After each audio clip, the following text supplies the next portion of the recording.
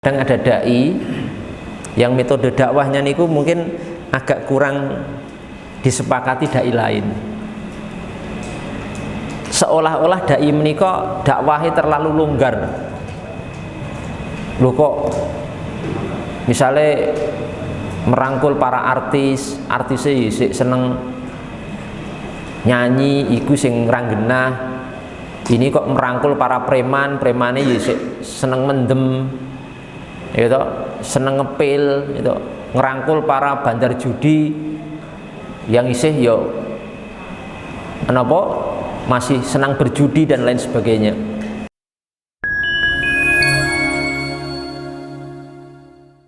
Dan juga perlu kita perhatikan jamaah sekalian,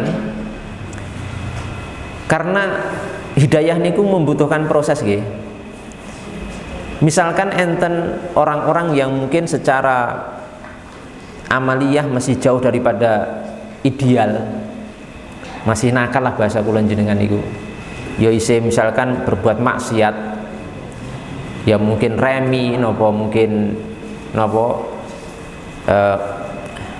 mendem minum-minuman keras misalipun ini, dan dia kita proses untuk mau sholat niku ajak yang paling penting dulu napa?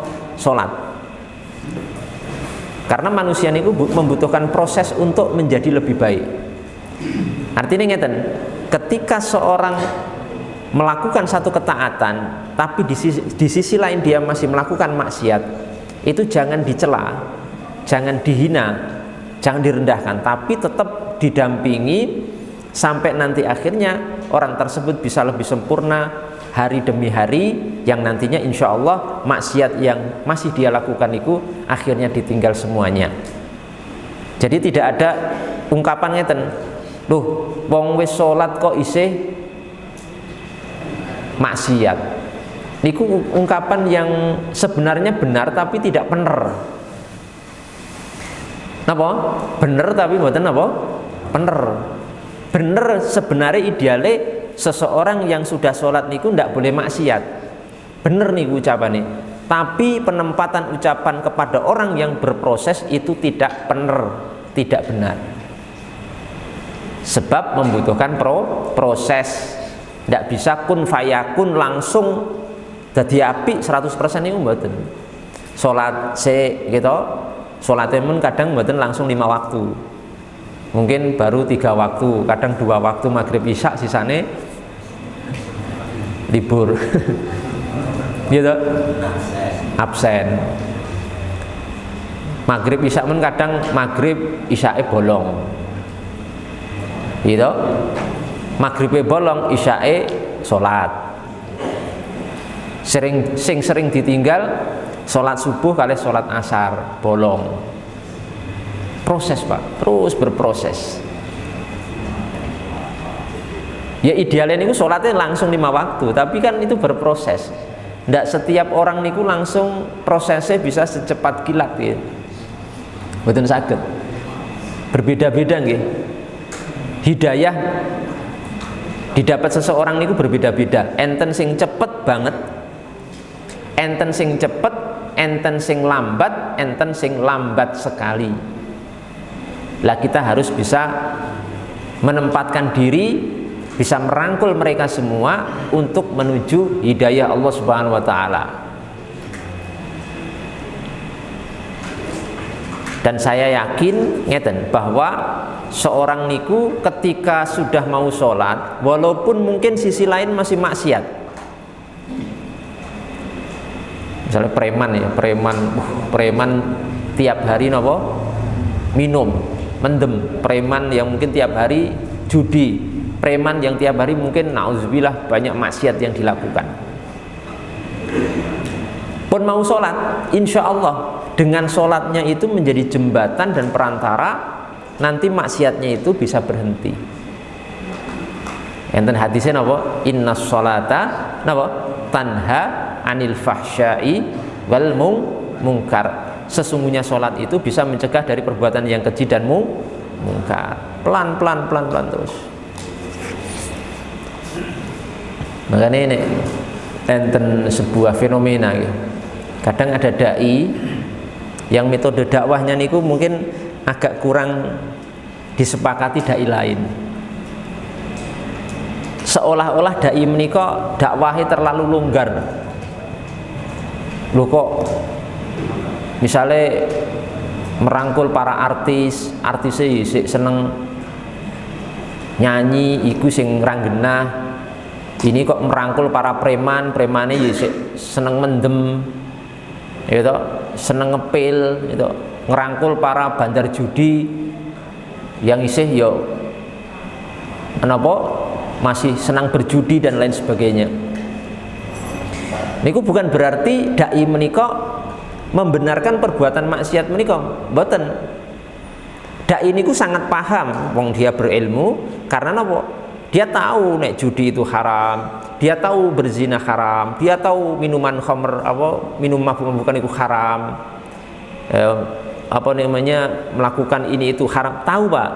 Tapi karena dia menghadapi kalangan yang seperti ini, perlu diambil langkah yang tepat bagaimana dia itu memahami proses daripada orang itu yang mungkin juga dulu kita pernah berproses sebagaimana mereka. Makanya enten sebuah riwayat, enten seorang laki-laki di zaman Rasulullah SAW nika ahli maksiat Pak, hobine maling. Hobine apa?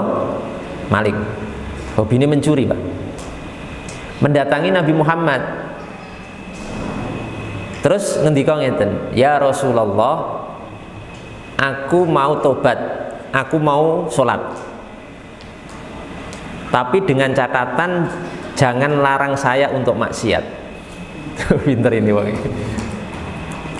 Disi Nabi ini, gitu, pinter nih. Disi apa? Nabi ini. Saya mau sholat wahai Rasulullah, tapi satu syaratnya jangan larang saya maksiat. Pinter men nih. Jadi misalnya ya sholat, hobine mendem ya isik pengen mendem, ya ngoten. Ketika mendengar ucapan laki-laki ini, apakah kemudian Rasulullah Shallallahu Alaihi Wasallam menolak? Boten.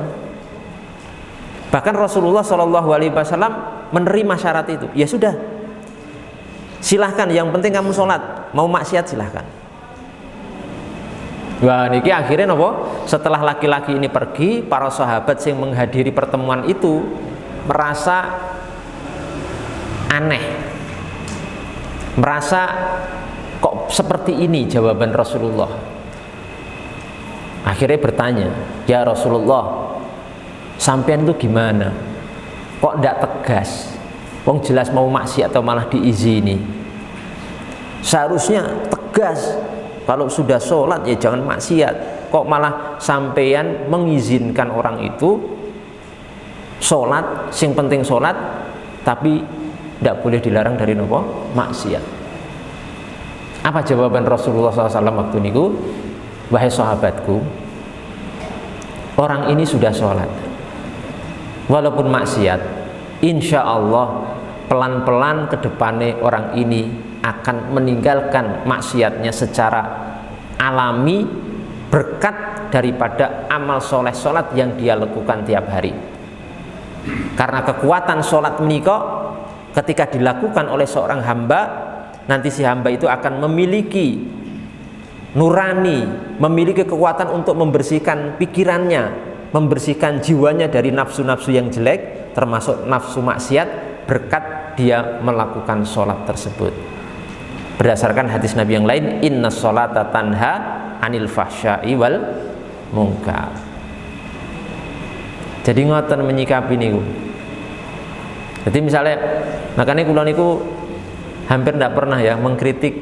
Memang enten Pak, dai-dai sing kadang niku kok metodene ngeten, dakwahe seolah-olah kayak longgar banget dalam hal maksiat, nggak tegas dan lain sebagainya. Saya nggak akan menyikapi itu Pak, karena fikulim makom makol, pada setiap makom kondisi itu ada makol ucapan yang harus disesuaikan. Nek jawabane napa niku? Fikulim makom. Pelan-pelan terus pasti. Alon-alon waton apa? Kelakon. Nggih lirih-lirih mawon wong jenenge hidayah. Lah wong preman sak umur-umur kok ngerti agama, ngertine mung nggih napa? Tuhane Allah, nabine Muhammad tok niku. Preman sak umur-umur ket cilik preman. Dunia hitam, kelam. Ngertine ya agamaku Islam, Tuhanku Allah, Nabiku Muhammad tok niku, tapi mau ngerti niku tok ning nggih mboten salat, mboten poso, mboten zakat, isine maksiat 24 jam.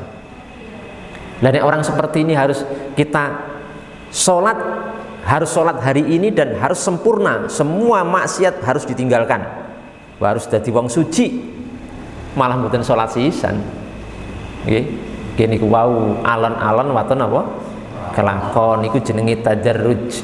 Ya, proses Pak, setahap demi setahap, sedikit demi sedikit.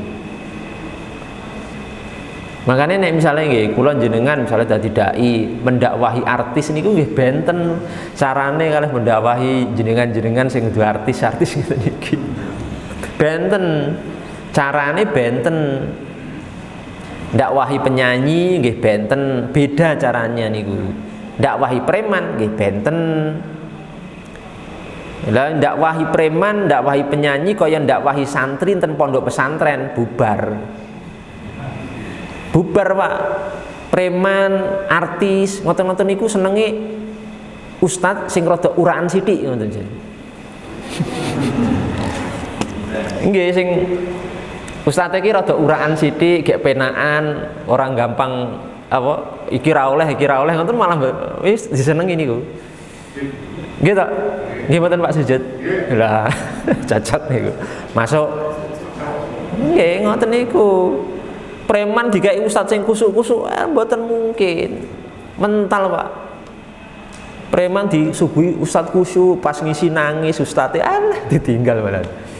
Tapi dunia preman, dunia artis, dunia maksiat, dunia hitam niku orang-orangnya akan lebih mudah disentuh oleh ustadz-ustadz sing mungkin rada ya wau ya, rada uraan, rada gampangan, boten saklek, boten atos, boten gampang temperamen, boten gampang kudu ngene, memberi kelonggaran proses seorang untuk mendapatkan hidayah Allah Subhanahu wa taala. Ternyata banyak yang tersentuh dengan dakwah seperti ini.